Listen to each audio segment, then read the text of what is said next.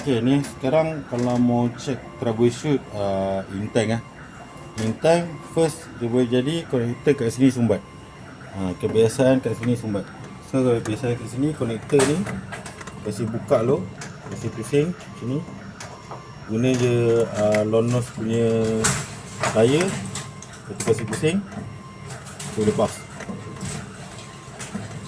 Pas.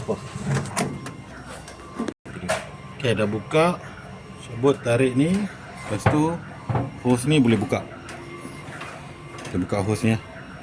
Okay, lepas tu check konektor ni. Tengok ada lubang ke tak ada lubang dalam ni. Kita tengok atas.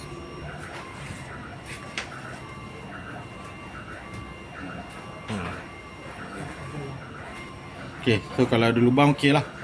So kalau tak ada lubang, kena ambil satu Allen key kecil atau satu besi, kena jolok lah bagi dia ada, bagi keluar balik lubang dia.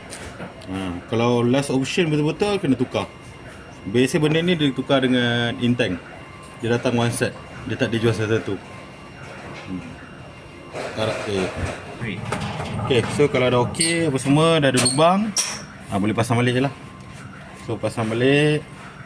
Alright, okay, dah semua okey, pasang je lah. Okay, sekarang ni kalau kita nak check kalau sensor ni pula problem. Okay, sensor ni kadang-kadang dia punya mekanisme sistem. Okay, sudah. Okay, so biasa kalau boleh nampak ke sini, itu dalam ada pelampung. Okay, so mekanisme pelampung ni, dia kalau dia naik atas tak ada bunyi. Kalau dia turun bawah, dia ada bunyi. Okay, so kalau ada bawah ni, contoh dia dah turun, kita kalau ada ing lah. Kalau ada ing, cara nak testing dia, pakai screwdriver, tolak ke bawah. So kalau tolak ke bawah, pastikan dia ada bunyi. So kalau tolak ke bawah dia tak ada bunyi, maksudnya dia ada isu dekat connection dia lah. Okay, so nak check dia punya isu dekat connection dia, first cover belah tepi ni kena buka.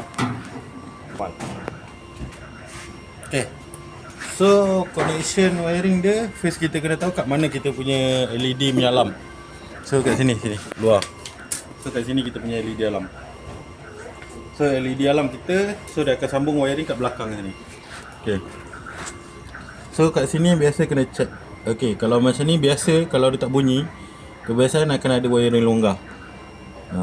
Biasa ada wiring longgar, so kena pasang balik lah. So kena pasang balik mana yang tercabut apa semua. Biasa sebab wiring longgar saja. So ni semua wire daripada in-tank tadi lah. Daripada in-tank tadi, atas tu wiring dia semua kat sini. So dia akan masuk dekat sini.